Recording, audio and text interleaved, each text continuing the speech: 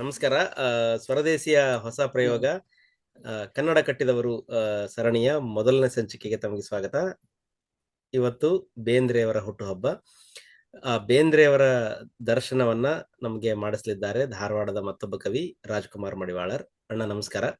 ನಮ್ಮ ಜೊತೆಗೆ ಮತ್ತೆ ಇವತ್ತು ಜಾಯ್ನ್ ಆಗಿದ್ದಾರೆ ಸ್ವರದೇಶಿ ಬಳಗದ ಶಶಿಧರ್ KM ಮತ್ತು ರಂಗವಕ್ಕಲು ಬಳಗದ ಅಜಯ್ ಚಲ್ವಾದಿ. ಅವ್ರಿಗೂ ಈ ಕಾರ್ಯಕ್ರಮಕ್ಕೆ ಸ್ವಾಗತ. ಈಗ ನೇರವಾಗಿ ರಾಜಣ್ಣ ಅವ್ರ ಹತ್ರ ಹೋಗೋಣ. ಅಣ್ಣ, ಬೇಂದ್ರೆ ಒಂದು ಅಕಾಡೆಮಿಕ್ ವಲಯದಲ್ಲಿ ಕವಿಯಾಗಿ ಹಲವು ರೀತಿಯಲ್ಲಿ ಗುರುತಿಸ್ಕೊಂಡಿರ್ತಕ್ಕಂಥ ಒಬ್ಬ ಪ್ರತಿಭೆ. ಅಕಾಡೆಮಿಕ್ ಆಗಿ ಬೇಂದ್ರೆಯನ್ನು ಓದೋದಕ್ಕೂ ಬೇಂದ್ರೆಯವರನ್ನ ಹುಚ್ಚಿಡಿಸ್ಕೊಂಡು ಬೇಂದ್ರೆಯವರನ್ನ ಆರಾಧಿಸೋದಕ್ಕೂ ವ್ಯತ್ಯಾಸಗಳೇನು, ಮತ್ತೆ ಬೇಂದ್ರೆ ಈಗಿನ ಕಾಲದ ಕವಿತ್ವಕ್ಕೆ ಯಾಕೆ ಬೇಕು? ಇಲ್ಲಿಂದ ನಮ್ಮ ಮಾತು ಶುರು ಮಾಡೋಣ. ತಾವು ಮಾತಾಡೋದಕ್ಕೆ ಆರಂಭ ಮಾಡ್ಬೋದು. ಎಲ್ರಿಗೂ ನಮಸ್ಕಾರ. ಮೊದಲನೇದಾಗಿ ಬೇಂದ್ರೆ ಅಕಾಡೆಮಿಕ್ ಆಗಿ ಓದ್ಬೇಕು ಅಥವಾ ನಾನ್ ಅಕಾಡೆಮಿಕ್ ಆಗಿ ಬೇಂದ್ರೆ ಹುಚ್ಚು ಹತ್ತಿಸ್ಕೊಂಡು ಓದ್ಬೇಕು ಅನ್ನೋದಕ್ಕೆ ಒಂದು ಕ್ಲಾರಿಫಿಕೇಶನ್ ಕೊಟ್ಬಿಡ್ತೀನಿ. ಪದ್ಯ ಅನ್ನೋದು ಅಥವಾ ಯಾವುದೇ ಕಲಾ ಮಾಧ್ಯಮ ಅನ್ನೋದು ಇದು ಅಕ್ಷರ ಹುಟ್ಟೋಕ್ಕಿಂತ ಮೊದಲೇ ಚಾಲ್ತಿ ಇರೋದ್ರಿಂದ ನನ್ನ ಪ್ರಕಾರ ಯಾವುದನ್ನು ಅಕಾಡೆಮಿಕ್ ಆಗಿ ಓದಬಾರ್ದು. ಅಕಾಡೆಮಿಕ್ ಆಗಿ ಓದಿದ್ರೆ ಒಂದು ಡಿಗ್ರಿ ಸಿಗ್ಬೋದು, ಇಲ್ಲ ಒಂದು ಮೆಡಲ್ ಸಿಗ್ಬೋದು ಅಷ್ಟೆ. ಅದು ಆನಂದ ಕೊಡ್ಲಿಕ್ಕಿಲ್ಲ. ಸೊ ಎಲ್ಲಾ ಕಲೆಗಳ ಮೂಲ ಉದ್ದೇಶ ಏನಂದ್ರೆ ಆತ್ಮಾನಂದ ಅಂತ ಹೇಳ್ತಾರೆ. ಬರೇ ಆನಂದ ಅಲ್ಲ, ಆತ್ಮಾನಂದ ಹೋಗುದು. ಬೇಂದ್ರೆ ಕಾವ್ಯದ ಮೂಲ ಬೇರೆ ಇರುವುದ ಸತ್ ಚಿತ್ ಆನಂದ ಅಂತ, ಸಚ್ಚಿದಾನಂದ ಅಂತ ಹೇಳ್ತಾರೆ. ಆ ಆನಂದ ಕೊಡ್ಬೇಕಂದ್ರೆ ಅಕಾಡೆಮಿಕ್ ಆಗಿ ಓದಿದ್ರೆ ಸಾಧ್ಯನೇ ಇರೋದು ಮಾತು. ನೀವು ನಿಮ್ಮ ಗೈಡ್ ಏನ್ ಹೇಳಿರ್ತಾರ ಅದಕ್ಕೆ ಓದ್ತೀರಿ, ಇಲ್ಲ ನಿಮ್ ಮಾರ್ಕ್ಸ್ ಎಷ್ಟು ಬರ್ತಾವ ಅದಕ್ಕೆ ಓದ್ತೀರಿ. ಯಾವ ಲೆವೆಲಿಗೆ ಕ್ವಶನ್ ಪೇಪರ್ ತೆಗಿತಾರೆ ಅಂದ್ರೆ ಬಟ್ಟರ್ ನಾಯಿ ಹೇಗೆ ಕುಗುಡ್ತಿತ್ತು, ಬಟ್ಟರ್ ನಾಯಿಯ ಬಣ್ಣ ಯಾವ್ದಿತ್ತು ಅಂತ ಕ್ವಶನ್ ಕೇಳಿದ್ರ ನೀವು ಕರಿ ಇಷ್ಟ ಬರೀಬೇಕು. ಅದ್ರಷ್ಟೇ ಫೋಕಸ್ ಮಾಡ್ತಾನ ನಾವು. ಸೊ ಬೇಂದ್ರೆ ಕರಿ ಮರಿ ನಾಯಿ ಅಂತ ಹೇಳಿದ್ರಾಗೂ ಹೇಳ್ತಾರ, ಕರಿ ಮರಿ ನಾಯಿ. ಕರಿ ಯಾವತ್ತು ಶೋಷಿತ ವರ್ಗದ ಸಂಕೇತ. ಆ ಕರಿಮರಿ ನಾಯಿ ಅಂತೇನು ಅವ್ರ ಮೋಸ್ಟ್ಲಿ ಅಷ್ಟ ತಿಳ್ಕೊಂಬಿಟ್ರೆ ಅಷ್ಟೇ ಅದು ಕರಿಮರಿ ನಾಯಿ ಅಂದ್ರೆ ಅಷ್ಟೇ ಕರಿಮರಿ ನಾಯಿನ. ಸೊ ಹಿಂಗ್ ನೋಡಿ ಹಿಂಗೊಂದು ಡೈಮೆನ್ಷನ್ ಐತಿ. ಕರಿಮರಿ ನಾಯಿ ಅಂದ್ರೆ ಅದು ಕರಿ ಯಾವತ್ತು ವೆಸ್ಟರ್ನ್ ಕಲ್ಚರ್ನಾಗ ಶೋಷಿತ ವರ್ಗದ ಒಂದು ಗುರುತು. ಸೊ ಬೇಂದ್ರೆ ಹೇಳ್ತಿದ್ದು ಭಟ್ರ ಶ್ರೇಷ್ಠ ಹೇಳಿ ಕರಿಮರಿ ನಾಯಿ ಕೊಟ್ಕೊಡುತ್ತಿತ್ತು, ಅದ್ರ ಭಟ್ರ ಬಾಗ್ಲ ತಗಿಲೇ ಇಲ್ಲ ಅಂತ ಹೇಳ್ತಾರೆ ಲಾಸ್ಟಿಗೆ ಅವ್ರು. ಸೊ ಈ ಡೈಮೆನ್ಷನ್ ನೋಡಿದಾಗ ಬೇಂದ್ರೆ ಬೇರೆ ಬೇರೆ ಅರ್ಥಕಾರ. ಸೊ ಇದನ್ನ ಅಕಾಡೆಮಿಕ್ ಆಗಿ ನನಗನ್ಸಿದ ಮಟ್ಟಿಗೆ ಬೇಂದ್ರೆ ಜನಪದ ಮೂಲದವರಾದ್ರಿಂದ, ಆಮೇಲೆ ಜನಪದದ ಬೇರೆ ಹಿಡ್ಕೊಂಡು ಅವರು ಕನ್ನಡ ಬೇರೆ ಇರೋದ ಜನಪದದಾಗ ಅಂತ ತಿಳ್ಕೊಂಡಿದ್ರಿಂದ ಅವ್ರು ನಾನ್ ಅಕಾಡೆಮಿಕ್ ಆಗಿ ಓದಿದ್ರೆ ಬಹಳ ಬಹಳ ಬಹಳ ಬೇಂದ್ರೆ ಹತ್ರ ಆಕಾರ.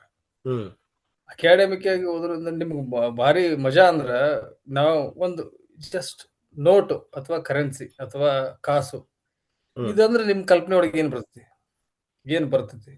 ಒಂದು ಗಾಂಧಿ ನೋಟು ಅಥವಾ ಕಾಯಿನ್, 10 ಕಾಯಿನ್, 4 ಕಾಯಿನ್ ಬರ್ತೈತಿ. ಬಟ್ ಬೇಂದ್ರೆ ಒಂದು ಒಂದು ಒಂದು ನಾಣ್ಯಕ್ಕೂ ಅಥವಾ ಹಣ ಅನ್ನೋದಕ್ಕೂ ಒಂದು ಡೈಗ್ರಾಮ್ ಕೊಟ್ರು. ಯಕ್ಷಗಾನದವ್ರು ಹೋದ್ಬಿಟ್ರ ಯಕ್ಷ ಲೋಕದ ರಾಕ್ಷಸ ಬರ್ತಾನ, ಕುರುಡು ಕಂಚ ಹಣ ಕುಣಿಯುತ್ತಲಿತ್ತು, ಅದನ್ನ ಕುಣಿಸಿದ್ರು. ಒಂದು ಡೈಗ್ರಾಮ್ ಕೊಟ್ರು. ನಮ್ಮ ವೀರಗಾಸೆ ಹಾಕೋರು ಅದೊಂದು ವೀರಭದ್ರನ ಅವತಾರ ತಗೊಂಡ ಹಂಗ ಕುಣಿಬಹುದು, ಕಾಂಚನ ಕುಡು ಕಾಂಚನ ಕುಣಿತಿತ್ತು ಅಂತ. ಬಟ್ ಅವರ್ ಅಂದ್ರೆ ಒಂದ್ ನಮ್ ಅಲ್ಲಿ ತನಕ ನಮ್ಮ ಇಮೇಜ್ ಅನ್ನ ಕೆಡಿಸಿಬಿಟ್ರು. ಮುರಿದು ಕಟ್ಟೋದು ಅಂತಂದ್ರೆ ಈ ರೀತಿ ಬಿಲ್ಟ್ ಮಾಡೋದು. ಅದು ಎಲ್ಲೆಲ್ಲಿ ಹೆಂಗ ಆಗ್ತಿರ್ತ, ಅಂಗಡಿಯೊಳಗ ಜಡಣ, ಮನಿಯೊಳಗ ತನನ, ಗುಡಿಯೊಳಗ ಗಣನ, ಆ ಇಮೇಜ್ ಕೊಟ್ರಲ್ಲ. ಅಂದ್ರೆ ನಿಮ್ಗೆ ಎಲ್ಲಾ ಕಡೆ ಕರ್ಕೊಂಡು ಹೋದ್ರು ಅವ್ರು. ಯಾವ ಕಡೆ ರೊಕ್ಕ ಹೆಂಗ್ ಆಟ ಆಡ್ತೈತೆ ಅನ್ನೋಕ. ಸೊ ಈ ರೀತಿ ಒಂದು ಡೈಗ್ರಾಮ್ ಇಲ್ದಕ್ಕ ಒಂದು ಹೊಸ ಡೈಗ್ರಾಮ್ ಕೊಡುವಂಥದ್ದು. ಇದನ್ನು ಆಮೇಲೆ ನಾವು ಮನ್ಯಾಗ 1000 ಸತಿ ಮನ್ಯಾಗ ಯಾಕೆ ಸಾಯಂಕಾಲ ಟೈಮಿಗೆ ಮಳಿ ಬರ್ತಿರ್ತೈತಿ, ಮಳಿ ಗಾಳಿ ಬೀಸತಿ, ಮನ್ಯಾಗ ಯಾರೋ ದೊಡ್ಡವ್ರ ಅಂತಾರ ಗಾಳಿ ಬಂತ್ಬಿಡಿ ಇನ್ನೇನು ಮಳಿ ಬರಂಗಿಲ್ಲ. ಅಗದಿ ಕಾಮನ್ ಯೂಸ್ ಈಗೂ ಏನು ನಾವೇನು ಹಳೆಯ ಶತಮಾನ ಅಂತ ಹೇಳ್ತಿಲ್ಲ, ಟಿಲ್ ಟುಡೇ ಈಗ ಇವತ್ತು ಹೌದು ಗಾಳಿ ಹೌದು. ಬೀಸಿದ್ರೆ ಮಳೆ ಬರಂಗಿಲ್ಲ ಅಂತಾರೆ. ಹ್ಮ್ ಹ್ಮ್ ಸೊ ಅವರು ಅದನ್ನ ಅದೇ ಲೈನ್ ಸೀದಾ ತಂದು ಪದ್ಯದಾಗ ಇಡ್ತಾರೆ. ಹ್ಮ್ ಹನಿಯೊಡೆಯಲಿಕ್ಕೆ ಬಂದಂತ ಮೋಡ ತಡದ ಹಂಗ ಗಾಳಿ ಆನೆವಕ. ಹ್ಮ್ ಅದ್ರಾಗೇನು ಬೇಂದ್ರೆ ತಂದಂತ ಪದನೂ ಅಲ್ಲ, ಅಥವಾ ಬೇಂದ್ರೆನ ಹುಟ್ಟಿಸಿದಂತ ಪದನೂ ಅಲ್ಲ. ಸೊ ಮೂಲಭೂತವಾಗಿ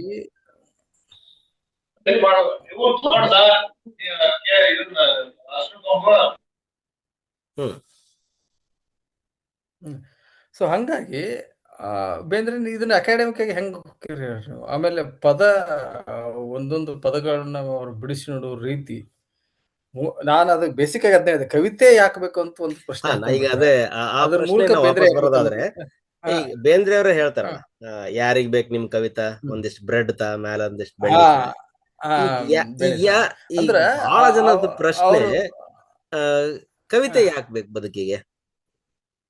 ಕವಿತೆ ಇಬ್ಬರ ನಡುವಿನ ಸಂಘರ್ಷ. ಒಂದು ನಾನು ಮತ್ತು ನನ್ನೊಳಗಿನ ನಾನು. ಹ್ಮ್ ಸೊ ನನ್ನೊಳಗಿನ ನಾನು ದಾಟಿಸ್ಲಿಕ್ಕೆ ಒಂದು ಮಾಧ್ಯಮ ಬೇಕು. ಹ್ಮ್ ಯಾರಿಗೆ? ನನಗ. ನನ್ನ ಒಳಗಿನ ನಾನು, ಹ್ಮ್ ನಾನು ಅನ್ನೋಂಗ ಹ್ಮ್ ದಾಟಿಸ್ಲಿಕ್ಕೆ ಒಂದು ಮಾಧ್ಯಮ ಬೇಕು. ಹ್ಮ್ ಆ ಮಾಧ್ಯಮಕ್ಕೆ ಒಂದು ಭಾಷೆ ಬೇಕು. ಆ ಭಾಷೆಗೆ ಒಂದು ಧ್ವನಿ ಬೇಕು. ಇದು ಯಾರಿಗೆ ಸಿದ್ಧಿಸ್ತೈತಿ? ಅವರು ಕವಿ ಅಕ್ಕಾರ. ಹ್ಮ್ ಸೊ ಇದನ್ನ ಯಾರಿಗೆ ದಾಟಿಸ್ಬೇಕು? ಸೊ ನನಗೆ ಒಂದು ನೋವು ಐತಿ, ನನಗೊಂದು ಪ್ರೀತಿ ಆಗೈತಿ, ನನಗೊಂದು ಸಂತೋಷ ಆಗೈತಿ, ನನಗೊಂದು ಆನಂದ ಆಗೈತಿ, ನನಗೊಂದು ಏನೋ ಎಕ್ಸ್ಟ್ರೀಮ್ ಲೆವೆಲ್ಗೆ ತಲುಪೀನಿ ಅಥವಾ ಪೂರಾ ಪಾತಾಳಕ್ಕೆ ಇಳಿದೀನಿ. ಇದನ್ನ ಹೇಳ್ಕೊಳಕ್ ಒಂದು ಭಾಷೆ ಬೇಕು. ಸೊ ಇದನ್ನ ಹೇಳ್ಕೊಳಕ್ ಒಂದು ಸಿಸ್ಟಮ್ ಬೇಕು, ಒಂದು ಮಾಧ್ಯಮ ಬೇಕು. ಇದನ್ನ ಹೇಳ್ಕೊಳಕ್ ಯಾರಿಗೆ ಆಗಿಲ್ಲ ಅಲ್ಲ, ಅವ್ರಿಗೆ ಯಾರಿಗೆ ಭಾಷೆ ನಿರಕ್ಲಿಲ್ಲ, ಯಾರಿಗೆ ಧ್ವನಿ ನಿರಕ್ಲಿಲ್ಲಲ್ಲ, ಅವರು ಕವಿತೆನ ಕೇಳಾಕತ್ರು. ಸೊ ಹ್ಮ್ ಇದು ನಂದ ನೋವು, ಇದನ್ನ ಯಾರೋ ಹಾಡಾಕತ್ತಾರ. ನಾನು ಈಗೂ ನಂದು ಪಕ್ಕಾವಾದ ಏನಂದ್ರೆ, ಕವಿತೆ ಬರದವಂದು ಅಲ್ಲ, ಕವಿತೆ ಮುಂದಿರೋದು ಅಲ್ಲ, ಅದು 10 ಸಾಲಿನಾಗ ಐತಿ, ಸಾನೆಟ್ನಾಗ ಐತಿ, 20 ಸಾಲಿನಾಗ ಐತಿ, ತ್ರಿಪದಿ ಐತಿ, ಭಾಮಿ ಷಟ್ಪದಿ, ಅದು ಯಾವುದು ಕವಿತೆ ಅಲ್ಲ. ಅದನ್ನ ಕೇಳಿ ಬೇಂದ್ರೆ ಹೇಳೋದು ಅದೇ, ಕಲ್ಲು ಸಕ್ಕರೆ ಅಂತ ನಿನ್ನೆದೆಯು ಕರಗಿದ್ದಾರೆ, ಅದರ ಹ್ಮ್ ಸಿಹಿ ಉಣಿಸು ನನಗೆ. ಅದು ಕವಿತೆ. ಅದು ಅದು ಕವಿತೆ. ಆಕ್ಚುಲಿ ಕವಿತೆ ಇರೋದು ಎಲ್ಲರ ರಸಸ್ಫುರಣ ಮಾಡಲೇಬೇಕದು. ಅದು ಮಾಡಿಲ್ಲ ಅಂದ್ರೆ ಕವಿತೆ ಅಲ್ಲ. ಹ್ಮ್ ಇನ್ಕ್ಲೂಡಿಂಗ್ ಬೇಂದ್ರೆ. ಬೇಂದ್ರೆ ಅವರು ತಮ್ಮ ಕವಿತೆಗಳು ಯಾವ್ಯಾವ ಹೋಪ್ಲೆಸ್ ಅದಾವ ಅಂತ ಅವರೇ ಹೇಳ್ಯಾರ. ಇದು ಕವಿತೆನೇ ಹ್ಮ್ ಅಲ್ಲ ಅಂತ ಅವರೇ ಹೇಳ್ಯಾರ, ಅವ್ರ ಕವಿತೆಗಳ ಬಗ್ಗೆನೆ. ಹ್ಮ್ ಸಾಹಿತ್ಯದ ವಿರಾಟ್ ಸ್ವರೂಪ ಒಳಗ ಅವೆಲ್ಲ ದಾಖಲಾಗ್ಯಾವ. ಅದಕ್ಕೆ ಹೇಳ್ತ ಎಲ್ಲೋ ಒಂದ್ ಕಡೆ ರಸಸ್ಫುರಣ ಮಾಡ್ಬೇಕು, ಏನೋ ಒಂದು ಮಾಡ್ಬೇಕು ಕವಿತೆ. ಏನೂ ಮಾಡಲಿಲ್ಲ ಅಂದ್ರೆ ಅದು ಅದು ಕವಿತೆ ಸೋಲು. ಆ ಮೂಲಕ ಕವಿಯ ಸೋಲು ಕೂಡ. ಈಗ ಹಂಗ ಬಂದಾಗ ಬೇಂದ್ರೆ ಅವರು ಮಾತಾಡಿದ್ದು ಕವಿತೆ ಹಾಕಿತ್ತು, ಕವಿತೆನೂ ಮಾತಾಡ್ತಿದ್ವು. ಅವ್ರ ಕವಿತೆ ಭಾರಿ ಮಜಾ ಅಂದ್ರ, ನನಗೆ ಬೇಂದ್ರೆ ಪದ್ಯಗಳಲ್ಲಿ ಮಾತ್ರ ಕವಿತೆ ಹೆಂಗ್ ಶುರು ಮಾಡ್ಬೇಕು ಅನ್ನೋದ್ರಿಂದ ಹಿಡಿದು ಕವಿತೆ ಹೆಂಗ್ ನಿಲ್ಲಿಸ್ಬೇಕು ಅನ್ನೋದು ಸಿಗುತ್ತೆ. ಎಲ್ಲಿ ನಿಲ್ಲಿಸ್ಬೇಕು ಕವಿತೆ ಅನ್ನೋದು ನಾನು ಅಂದಾಜಿಸ ಪ್ರಕಾರ ಬಹಳಷ್ಟು ಕವಿಗಳ ಒಳಗೆ ಇಲ್ಲ ಇದು. ಹ್ಮ್ ಬೇಂದ್ರೆ ಪದ ವಿಭಜನೆ ಅದನ್ನ ನೀನು ಒಬ್ಬ ಸಂಗೀತಕಾರ ಕಂಪೋಸ್ ಮಾಡಕ್ ಕೊಟ್ರೆ ಅವ್ನ್ ಬಾಳ ತ್ರಾಸ ಆಗೋಲ್ಲ. ಬೇಂದ್ರೆ ಹ್ಮ್ ಎಲ್ಲಿ ನಿಂದ್ರಿಸ್ಬೇಕಂತ ಬೇಂದ್ರೆ ಹೇಳ್ತಾರೆ. ಶ್ರಾವಣ ಬಂತು ಕಾಡಿಗೆ, ಬಂತು ನಾಡಿಗೆ, ಬಂತು ಬೀಡಿಗೆ, ಬಂತು ಶ್ರಾವಣ. ನೀವು ನಿಲ್ಸಕ್ ನೀವು ಎಫರ್ಟ್ ಹಾಕೋದ್ ಬೇಡ ನಿಲ್ಸಕ, ಅದು ತಾನೇ ಹೇಳ್ತೈತಿ, ಇಲ್ಲಿ ನಿಲ್ಲಿಸ್ಬಿಡು, ಇಲ್ಲಿ ನಿಲ್ಲಿಸ್ಬಿಡು, ಇಲ್ಲಿ ನಿಲ್ಲಿಸ್ಬಿಡು ಅಂತ. ಪಾತ್ರಗಿತ್ತಿ ಪಕ್ಕ ನೋಡಿದೆ ನಕ್ಕ, ಹಸಿರು ಹಚ್ಚಿ ಚುಚ್ಚಿ ಮೇಲೆ ಕರ್ಷಣ ಹಚ್ಚಿ, ಅಲ್ಲಿ ನಿಲ್ಲಬೇಕ. ಹ್ಮ್ ಅಂದ್ರೆ ಆ ಕವಿತೆ ಓಘನ ಲಯ. ಆ ಹ ಲಯದೊಳಗೆ ಬರ್ದಾರ. ಹ ಸೊ ಹಂಗಾಗಿ ಆ ಲಯದೊಳಗೆ ಬರ್ದಾರೋದ್ರಿಂದ ಅಲ್ಲಿ ನಾವು ಹೆಚ್ಚಿಗೆ ಎಫರ್ಟ್ ಹಾಕುವಂತ ಅವಶ್ಯಕತೆ ಇಲ್ಲ. ಆಮೇಲೆ ಬೇಂದ್ರೆ ಕವಿತೆ ಒಳಗೆ ಒಂದು ಒಂದು ಸೈನ್ಸ್ ಐತಿ. ಹ್ಮ್ ಈ ಪಾತ್ರಗಿತ್ತಿ ಪದ್ಯ ತಗೊಂಡ್ರೆ ಇಡೀ ಪಾತ್ರಗಿತ್ತಿ ಜೀವನ ಶೈಲಿನೇ ಐತದ. ಅವ್ರು ಹೆಂಗ್ ಬರ್ದಾರ ಅಂದ್ರೆ, ಪಾತ್ರಗಿತ್ತಿ ಒಂದು ಚಿಟ್ಟೆ ಹೆಂಗಂದ್ರ ಕಂಪ್ಲೀಟ್ ರೆಕ್ಕಿನ ಹಿಂಗ್ ಪೂರ್ತಿ ಹಿಂಗ್ ಮ್ಯಾಲಕ್ ಬಡದ ಮತ್ತೆ ಹಿಂಗ್ ತಗೊಂಡೈತಿ.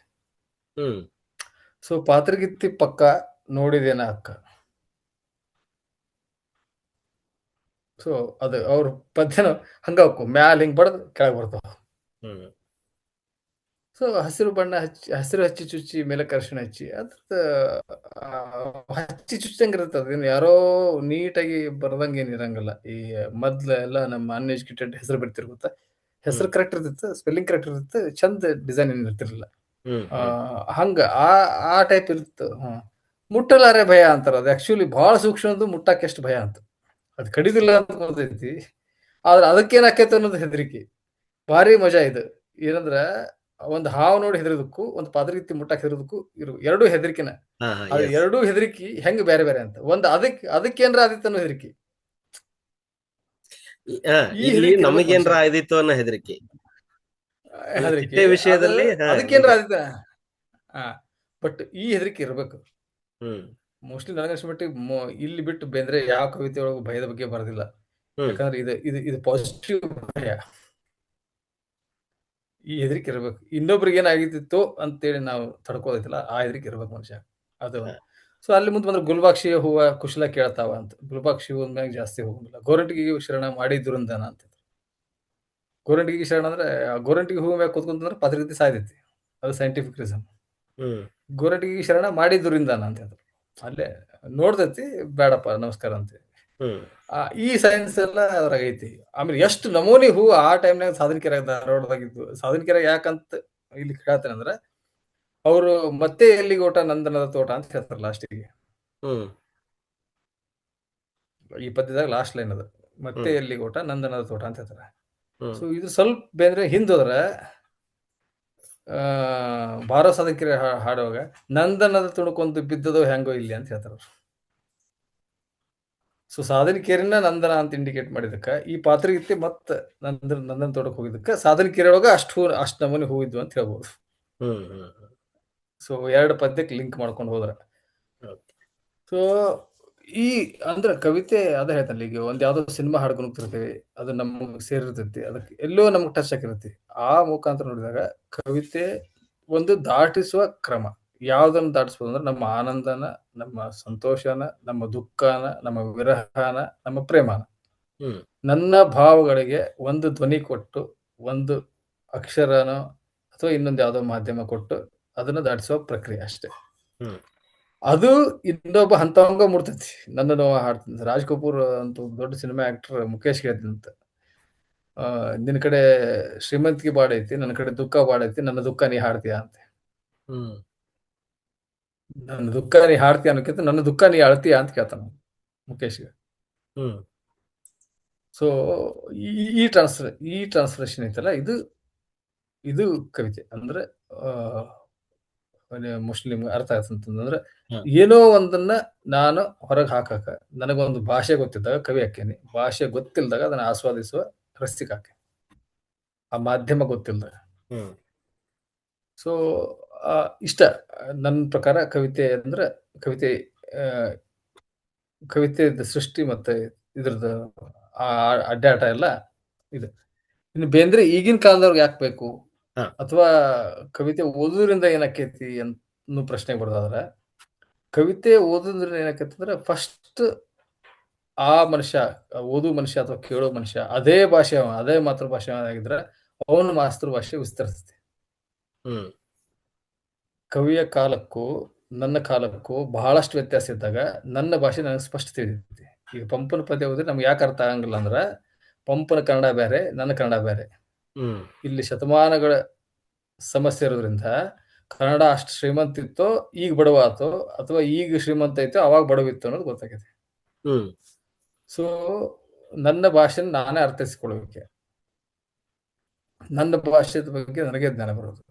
ಯಾವಾಗ ಭಾಷಾ ಜ್ಞಾನ ಬಂತೋ ಆಟೋಮೆಟಿಕ್ಲಿ ಅದು ಹೆಂಗಾರ ಹೊರಗೆ ಹೋಗ್ಬೇಕಲ್ಲ, ಅವಾಗ ಏನೋ ಒಂದು ಅಕ್ಕನ ಆ ಭಾಷೆ ತನ್ನ ರೀತಿಯೊಳಗೆ ತನ್ನ ಕ್ರಮದೊಳಗೆ ಕಟ್ಟಕ್ಕೆ ಶುರು ಮಾಡ್ತಾನೆ. ಸೊ ಯಾಕ ಬೇಂದ್ರೆನ ಯಾಕೋದು, ಕುವೆಂಪುನ ಯಾಕೋದು ಬರೋದು, ವಚನ ಸಾಹಿತ್ಯ ಯಾಕೋದು ಬರೋದು ಅಂತಾರೆ.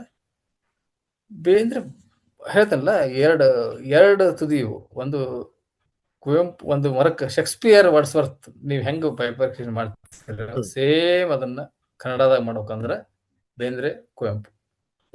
ಇಬ್ಬರ ನಡುವೆ ಗ್ಯಾಪ್ ಐತೆ ಅಂತಲ್ಲ. ಕುವೆಂಪು ತುದಿ ಹಿಡ್ಕೊಂಡು ಬಂದ್ರು. ಕನ್ನಡದ ಅದ್ಭುತ, ಕನ್ನಡದ ರಾಮಾಯಣ ದರ್ಶನ ಓದಿಬಿಟ್ಟು ಗೊತ್ತಾಗೈತೆ ನಿಮ್ಗೆ ಕನ್ನಡದ ಸ್ವೀಟ್ನೆಸ್ ಏನು, ಕನ್ನಡದ ಸ್ವೀಟ್ನೆಸ್ ಏನು. ಬೇಂದ್ರೆ ಓದಿದ್ರೆ ಏನು ಗೊತ್ತಾಗೈತೆ ಅಂದ್ರೆ ಕನ್ನಡ ಆ ಸ್ವೀಟ್ನೆಸ್ ಎಲ್ಲಿಂದ ಬಂತು. ಜನಪದದಾಗ ನೀವು ರಾಮಾಯಣ ದರ್ಶನಂ ಪಾಠ ಮಾಡ್ರಿ, ಅದನ್ನು ಚಂದ ಕೇಳ್ತೀರಿ. ಜನಪದ ಕೇಳ್ರಿ, ಅದನ್ನು ಚಂದ ಕೇಳ್ತೀರಿ. ಬಟ್ ಮನಿಗ್ ಹೋಗ್ಬೇಕಾರೆ ಜನಪದ ಹಿಡ್ಕೊಂಡು ಹೋಗ್ತೀರಿ. ಹ್ಮ್ ಇಸ್ತ್ರಿ ಅಂಗಿ ಯಾವಾಗಾರ ಒಮ್ಮೆ ಹಾಕೊಂತೇವಲ್ಲ ಹಂಗ ಅಷ್ಟ. ಅದು ಅದಕ್ಕೊಂದು ಒಕೇಶನ್ ಬೇಕು ಅದಕ್ಕೆ ಹಾಕೋಬೇಕಾರೆ ಅಷ್ಟೇ. ಬಟ್ ಈ ಬೇಂದ್ರೆ ಇದೈತಲ್ಲ ಕನ್ನಡದ ಬೇರಿರೋದು ಜನಪದ ಅಂತ ಅದಕ್ಕೆ ಬೇಂದ್ರೆ ಅವ್ರ ಕವಿತೆ ಒಳಗೆ ಸಾಕಷ್ಟು ಗಾದೆ ಮಾತು ಬರ್ತಾವ. ಸಾಕಷ್ಟು ನಾವು ದಿನ ಬಳಸುವಂತ ಬರ್ತಾವ. ಆಮೇಲೆ ಬಹಳ ಕಾಮನ್ ಶಬ್ದ ಹಿಂದೆ ನೋಡೋದ ಅಂತ ಒಂದ್ ಪದ್ಯ ಐತಿ ಅವ್ರಿಗೆ. ಹೋತ ಮನಸ್ಸು ಅವನ ಹಿಂದೆ ಹಿಂದೆ ನೋಡೋದ ಅಂತ. ಈಗ ನೋಡ್ರಿ ನೀವು ಹೋತ ಮನಸ್ಸು ಅವನ ಹಿಂದೆ ಹಿಂದೆ ನೋಡೋದ ಅಂತ. ಇಲ್ಲಿ ನಿಮ್ಗೆ ಹಿಂದೆ ಅನ್ನೋದೇ ಇಲ್ಲ. ಹಿಂದೆ ಅಂದ್ರೆ ಬ್ಯಾಕ್ ಸೈಡ್ ಅನ್ನೋದೈತಲ್ಲ, ಆ ಅರ್ಥ ಇಲ್ಲ. ಇಬ್ರು ಫ್ರಂಟೇ ನೋಡಕತ್ತಾರ. ಹೋತ ಮನಸ್ಸು ಅವನ ಹಿಂದೆ ಹಿಂದೆ ನೋಡೋದ ಅಂತಂತಾರೆ. ನೀವು ಹಿಂದೆ ಅನ್ನೋದನ್ನ ಆ ರೀತಿ ಹಿಂದೆ ಅಂತ ತಿಳ್ಕೊಂಡ್ರೆ, ಬ್ಯಾಕ್ ಸೈಡ್ ಅನ್ನೋ ಅರ್ಥ ತಗೊಂಡ್ರೆ ಅದಕ್ಕೆ ಅರ್ಥನೇ ಇಲ್ಲ ಅಲ್ಲಿ. ಅದು ಹಿಂದುಳಿಲ್ಲ ಅದು ಅದು ಬೇರೆನೇ ಬೇಂದ್ರೆ ಅದು. ಸೊ ಇದು ಈ ಅರ್ಥ. ಆಮೇಲೆ ಒಂದು ಕನ್ನಡ ಶಬ್ದನ ಎಷ್ಟು ರೂಪದಾಗ ಬಳಸ್ಬೋದು ಅನ್ನಕ ಹುಬ್ಬಳ್ಳಿಯವ ಅಂತ ಒಂದು ಹಾಡ್ನಾಗ ಐತೆ. ಬಾರಿ ಚಂದ ಇರ್ತಾವ್ರಿ. ಹಿಡಿ ಅಂತ ಹಿಡಿಲೆ ರೊಕ್ಕ ತೆಗಿಯವ, ಕರೆ ಅಂತ ಕೈ ಮಾಡಿದ್ರೆ ಹಿಡ್ಕೊಂಡ್ಬಿಡವ ಅಂತ. ಹಿಡಿ ಅನ್ನೋ ಪದಕ್ಕೆ ಹಿಡಿ ಅಂತ ಹಿಡಿಲೆ ರೊಕ್ಕ ತೆಗಿಯವ. ಸೊ ಒಂದ್ ಹಿಡಿ ಅಂದ್ರೆ ಒಂದು ಮುಷ್ಟಿ ಕೊಟ್ಟೆ ಅಂತ ಅರ್ಥ. ಹಿಡಿ ಅಂತ ತಗೋ ಅಂತ. ಹಿಡಿ ಅಂತ ಹಿಡಿಲೆ ರೊಕ್ಕ ತೆಗಿಯವ, ಕರೆ ಅಂತ ಕೈ ಮಾಡಿದ್ರೆ ಹಿಡ್ಕೊಂಡ್ಬಿಡವ ಅಂತ. ಸೊ ಒಂದ್ ಪದನ ಹೆಂಗ ಒಂದೇ ಸಾಲಿಗೆ ಎಷ್ಟ್ ಅರ್ಥದಾಗ ಬಳಸ್ತಾರ. ಒಂದೇ ಪದ ಹಿಡಿ ಅನ್ನೋ ಪದನ 2 ಸಾಲಿನಾಗ ಅದಕ್ಕೊಂದು ನಿಮ್ಗೊಂದು ಇಮೇಜ್ ಕೊಡ್ತಾರ. ಹಿಂಗ್ ಮಾಡ್ತಿದ್ದಾವ ಅಂತ. ಈ ರೀತಿ. ಆಮೇಲೆ ಇರು ಅಂದ್ರೆ ಬರ್ತೀನಿ ಅಂತ ಎದ್ದ ಹೋಗವ, ಮಾರಿ ಕೆಳಗೆ ಹಾಕಿನ ಅಂದ್ರೆ ಇದ್ದ ಬಿಡವ. ಅದು ಎರಡೇದ್ ಬಿಟ್ಬಿಡ್ರಿ, ಮಾರಿ ಕೆಳಗೆ ಹಾಕೋದು ಬೇಡ. ಇರು ಅಂದ್ರೆ ಬರ್ತೀನಿ, ನಾವೆಲ್ಲರೂ ಹಂಗ ಮಾಡ್ತೀವಿ. ಮನ್ಯಾಗ ಇರೋ ಅಂದಷ್ಟು ಇಲ್ಲ ಬರ್ತೀನಿ ತಗೋ. ಅದು ಕಾಮನ್ ಗುಣ. ಅದೇನೋ ಬೇಂದ್ರೆ ಎಲ್ಲಿಂದನೋ ತಂದು ಕಲ್ಪನೆ ಮಾಡ್ಕೊಂಡು ಹಾಕಿದ್ದಲ್ಲ. ಇರು ಅಂತ ಹೋಗು ಚಾಟ ಬಾಳ. ಅದನ್ನೆಲ್ಲ ಬೇಂದ್ರೆ ಅವ್ರು ಎಲ್ಲೋ ತಾವ ಶಬ್ದ ಮಾಡ್ಕೊಂಡು ಕೇಳ್ತಾರೆ. ಅಂದ್ರೆ ನನ್ನ ಅನುದಿನದ ಸಾರಿ ನನ್ನ ನಿತ್ಯದ ಏನೋ ಒಂದು ಅನುಭವನ ಕವಿತೆಯೊಳಗನ ಹಿಡಿದಿರ್ತೇನಿ ಅಂತ ನಾವು ತಾವಷ್ಟು ಪ್ರತಿಜ್ಞೆ ಮಾಡ್ಕೊಂಡ್ರೆ ಗೊತ್ತಿಲ್ಲ. ಅದಕ್ಕೆ ಎಲ್ಲಾನು ಅವರು ಸಾಧ್ಯ ಅಂತ ತಾವು ಕೇಳಿದ್ದು, ತಾವು ನೋಡಿದ್ದು, ತಾವು ಅನುಭವಿಸಿದ್ದು ಪದ್ಯದಾಗ ಹಿಡಿದಿರೋ ಪ್ರಯತ್ನ ಮಾಡಿದ್ರು. ಸೊ ಆ ಅನುಭವಗಳು ಈಗ ತಮ್ಮ ಫಸ್ಟ್ ಮಗ ಸತ್ತಾಗ, ಬಹಳ ಸಣ್ಣದದು 2-3 ದಿವಸದ ಕೂಸು ಸತ್ತಾಗ, ಅವ್ರ ಅದನ್ನ ತಗೊಂಡು ರೀತಿ ಐತಲ್ಲ, ತಗೊಳ್ಳೋ ರೀತಿ ಅಂದ್ರೆ ಎಲ್ಲರಿಗೂ ತಿಳಿಬೇಕು. ಅದ್ರಾಗ ಎಂತ ನಾವು ಯಾವಾಗ್ಲೂ ಪ್ರೈಮರಿ ಊಟ ಮಾಡ್ಕೊರ ಒಂದ್ ತುತ್ತು ಹಿಂಗ್ ಭೂಮಿ ತಾಯಿಗೆ ಅಂತ ಹಾಕ್ತಿದ್ವಿ. ಅದು ಈಗಿನ ಹುಡುಗರು ಡಬ್ಬಿ ಒಯ್ತಾರ, ಬಿಸಿ ಊಟ ಸಿಗೋದ್ರಿಂದ ಅನುಭವ ಇರ್ಲಿಕ್ಕಿಲ್ಲ. ಅದೈತಿ ಒಂದು ಭೂಮಿ ತಾಯಿ ಹಾಕೋದು ಅಂತೇಳಿ ಹಂಗಾಗ್ತಿದೆ. ಅವರು ಬಹಳ ಕ್ಯಾಶುವಲ್ ಆಗಿ ಸ್ವಲ್ಪ ದುಃಖ ಪಡ್ಕೊಂತಾರ ಏನೋ ಗೊತ್ತಿಲ್ಲ. ಅದು ಮೊದಲಿನ ಫಸಲೊಂದು ಮೀಸಲು ಮಣ್ಣಿಗೆ ಅಂತ. ಒಂದು ಚೊಚ್ಚಲು ಮಗ ಅದ್ರ ನೋವು ಹೆಂಗೋ ಬರೀಬಹುದಿತ್ತು, ಅಥವಾ ಬೇಂದ್ರೆ ಅವ್ರ ಬದುಕ್ ಹೆಂಗಿತ್ತಂದ್ರೆ ಬದುಕಾಕ ನಾಲಾಕಿತ್ತು. ಅಂದ್ರೆ ನಮ್ಮಂತವ್ರಾಗಿರೋ ಊರ್ಲಾಕೊಂಡು ಸತ್ತು ಬಿಡ್ತೀವಿ ಅಂತ ಇದ್ರ ಇಟ್ಕೊಂಡು ಇಷ್ಟ ಅಮೋಘ ಕಾವ್ಯ ಬರೀತಾರಲ್ಲ.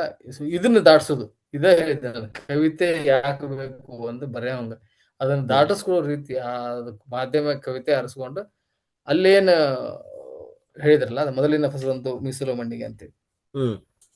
ಆ ಕ್ಯಾಶುವಲ್ ಅಂದ್ರೆ ದುಃಖನೋ ಏನೋ ಒಂದು ಆಗುತ್ತಲ್ಲ, ಅದನ್ನ ತಗೊಳ್ಳೋ ರೀತಿ, ರಿಸೀವ್ ಮಾಡ್ಕೊಳ್ಳೋ ರೀತಿ, ಮತ್ತೆ ಅದನ್ನ ಕೊಡೋ ರೀತಿ, ವಾಪಸ್ ಕೊಡೋ ರೀತಿ. ನನ್ನ ಜೀವನದಾಗ ಆಗ್ಬೋದು ಅಂತದೇನೋ ಇನ್ಸ್ಪಿರೇಷನ್.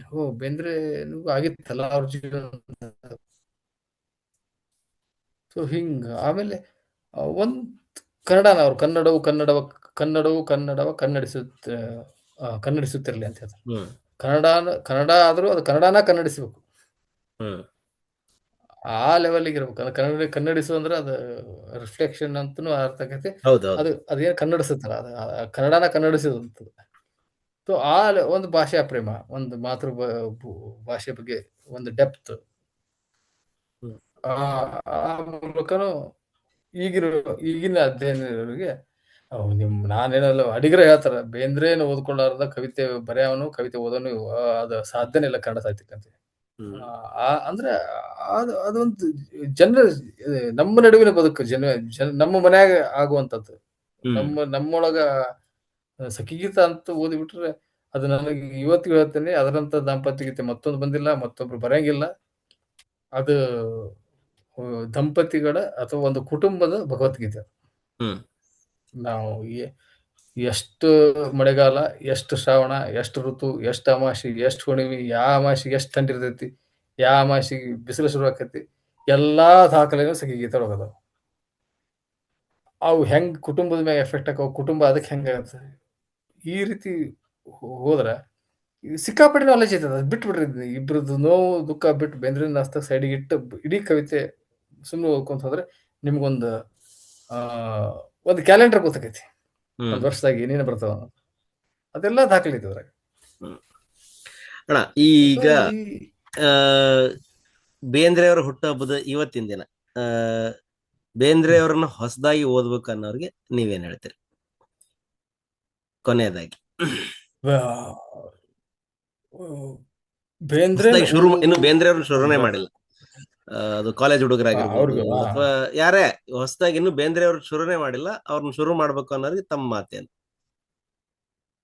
ಬೇಂದ್ರೆ ಅವ್ರನ್ನ ಓದಕ್ ಶುರು ಮಾಡ್ಬೇಕಂತಂದ್ರೆ ನಾನು ಕಂಡುಕೊಂಡದ್ದು, ನಾನು ಏನು ಹುಟ್ಟ ಓದಿ ಅಲ್ಲ, ಲೇಟಾಗೆ ಬೇಂದ್ರೆನ ಓದೇನಿಲ್ಲ ಅಂತಲ್ಲ. ಬೇಂದ್ರೆನು ಓದೋರ್ಗೆ ಒಂದು ಈ ಹೊಸ ಓದೋರ್ಗೆ ಏನಂತಂದ್ರೆ, ಎಷ್ಟು ಬೇಂದ್ರೆನ ಓದ್ತೀರಿ ಅಷ್ಟು ಮನುಷ್ಯರಾಗಕ್ ಸಾಧ್ಯ ಐತಿ. ಒಬ್ಬ ಶುದ್ಧ ಮನುಷ್ಯ ಕವಿಯಾರ ಬೇಂದ್ರೆ. ಆ ಘಮಂಡ್ ಇತ್ತು. ನಾನು ಕನ್ನಡ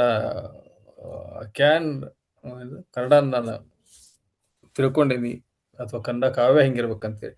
ಆಮೇಲೆ ಅವ್ರ ಅನುವಾದದ ಬಗ್ಗೆ ತೋಳ್ಪಾಡಿನವ್ರು ಒಂದು ಭಾರಿ ಚಂದ ಮಾತು ಹೇಳಿದ್ರು. ಏನಂದ್ರೆ, ಬೇಂದ್ರೆಗೆ ಅವಾಗ ಕನಸ್ನಾಗ ಅವಾಗ ಹೇಳ್ತಿರಂತ, ನಾನು ಹೋದ ಜೀವನದಾಗ ಕಾಳಿದಾಸ ಆಗಿದ್ದೆ ಅಂತ. ಆ ತೋಳ್ಪಾಡಿ ಅವ್ರು ಹೇಳಿದ್ರು, ಬೇಂದ್ರೆ ಅವ್ರು ಹೇಳ್ತಾರಂದ್ರೆ ಅದನ್ನ ನಾನು ನಂಬ್ತೇನೆ ಅಂತ. ಯಾಕಂದ್ರೆ ಮೇಘದೂತ ಒಳಗ ಫಸ್ಟ್ ಸಾರ್ ಶುರು ಆಗೋದ ಆಷಾಢಸ್ಯ ಪ್ರಥಮ ದಿವಸ ಅಂತೇಳಿ. ಅದನ್ನ ಹೆಂಗ್ ಅನುವಾದ ಮಾಡ್ತೀರಿ ನೀವು ಕನ್ನಡಕ್ಕ ಅಥವಾ ಬೇರೆ ಯಾವ್ದೇ ಲ್ಯಾಂಗ್ವೇಜ್? ಕ್ಲಿಯರ್, ಆಷಾಢಸ್ಯ ಪ್ರಥಮ ದಿವಸ ಹೇಳ್ಬಿಟ್ರ, ಆಷಾಢದ ಮೊದಲ ದಿನ ಅಂತ. ಅಷ್ಟೇ ಅದ, ಅದನ್ನೇನು ಬಾಳ ಅನುವಾದ ಮಾಡುವಂಥದ್ದು ಏನಿಲ್ಲ ಅದ್ರಾಗ. ಆಷಾಢದ ಮೊದಲ ದಿನ ಅಂತ ಶುರು ಮಾಡ್ಬೇಕು. ಬೇರೆ ಯಾವ್ದೋ ಕವಿಯಾಗಿದ್ರು ಮೋಸ್ಟ್ಲಿ ಹಂಗ ಮಾಡ್ತಿದ್ರೇನೋ. ಆದ್ರೆ ಬೇಂದ್ರಾಗ ಈ ಋತು ಜ್ಞಾನ, ಸಂವತ್ಸರ ಜ್ಞಾನ, ಕಾಲ ಜ್ಞಾನ ಇರೋದ್ರಿಂದ ಅವ್ರು ಅದನ್ನ ಎಷ್ಟ್ರ ಮಟ್ಟಿಗೆ ಕನ್ನಡಕ್ಕೆ ಮಾಡ್ತಾರೆ, ಎಷ್ಟ್ರ ಮಟ್ಟಿಗೆ ಜನಪದಕ್ಕೆ ಮಾಡ್ತಾರೆ, ಎಷ್ಟ್ರ ಮಟ್ಟಿಗೆ ಒಂದು ಹಳ್ಳಿ ಜನಜೀವನ ಅಂದ್ರೆ ಕಾರ ಹುಣ್ಣಿಮೆಯ ಮಾರನೇ ದಿನ ಅಂತಾರ. ಆಷಾಢಸ್ಯ ಪ್ರಥಮ ದಿವಸ ಇದನ್ನ ಅನುವಾದ ಅಂತೀರ? ಮಾರನೇ ದಿವಸ ಅನುವಾದ ಸೊ ಅನುವಾದ ಅನ್ನಕ್ ಬರಂಗಿಲ್ಲ ಅಂದ್ಮೇಲೆ ಅವ್ರು ಯಾಕೆ ಹೋದ ಜನದಾಗ ಕಾಳಿದಾಸ ಆಗಿರ್ಬಾರ್ದು? ಸಂಸ್ಕೃತದಾಗ ಅವರೇ ಬರ್ದು, ಕನ್ನಡದಾಗ ಅವರೇ ಸ್ವಂತಕ್ಕೆ ಬರ್ದಿರ್ಬೋದು. ಅಂದ್ರೆ ಆ ಲೆವೆಲ್ ಥಿಂಕ್ ಮಾಡುವಂಥದ್ದು. ಅಂದ್ರೆ ಒಂದು ಅನುವಾದನ ಸದ್ಯಕ್ಕೆ ಎಷ್ಟು ನನ್ನದಾಗಿಸ್ಕೊಂಡು ಮಾಡಬಹುದು ಅಂತ. ಇದು ಪ್ರಶ್ನೆ ಹೋಗ್ತೇನ್ರಿ ಇದು.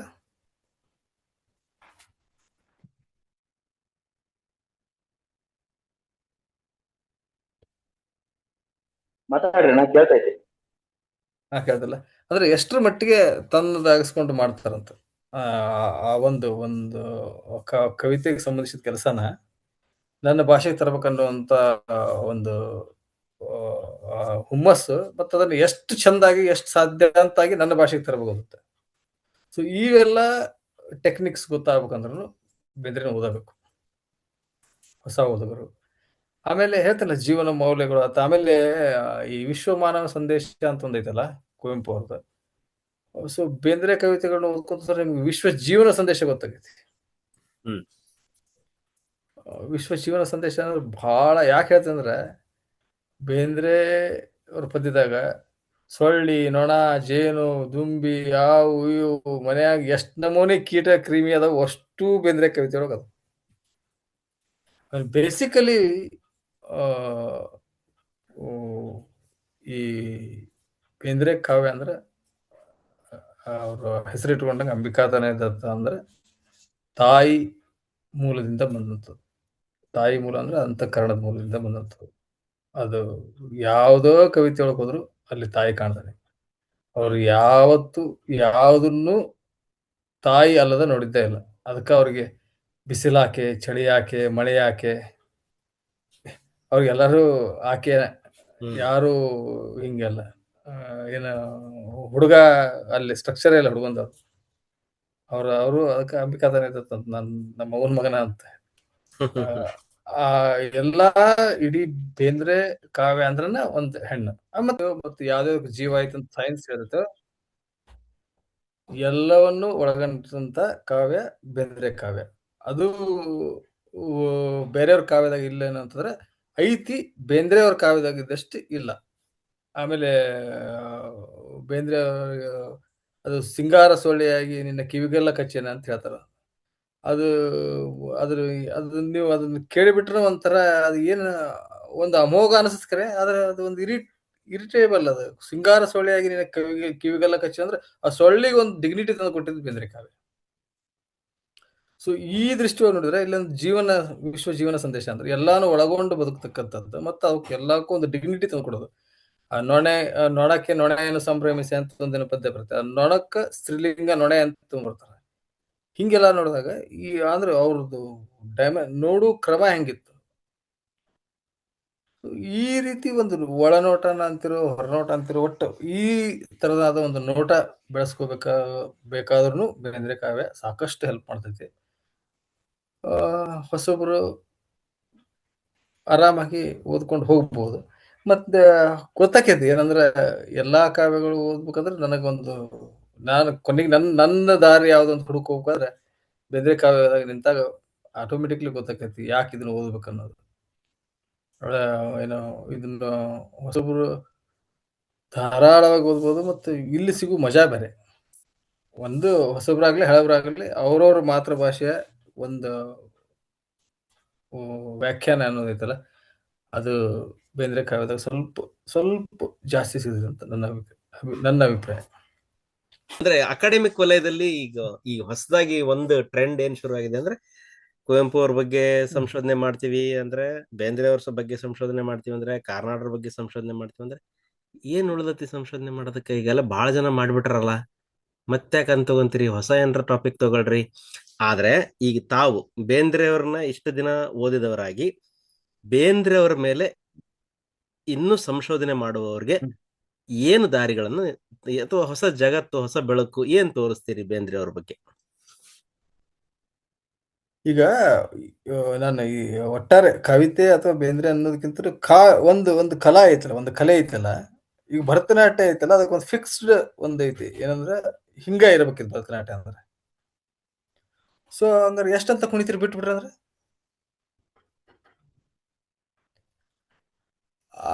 ಅಲ್ಲ, ಅದು ಪ್ರತಿ ಸತಿ ನೋಡಿದಾಗ ಪ್ರತಿ ಸತಿ ಒಂದು ಹೊಸ ಹೊಳು. ನನ್ ಕಿರಂ ನಾಗರಾಜ್ ಅವರು ಒಂದ್ಸತಿ ಹೇಳಿದ್ರು ಏನಂದ್ರೆ, ನಾನು ಗಂಗಾವತರಣ 5,000 ಸತ ಓದಿನಿ, 5,000 ಸತನು 5,000 ಅರ್ಥನ ಬಂದವಂತೀವಿ.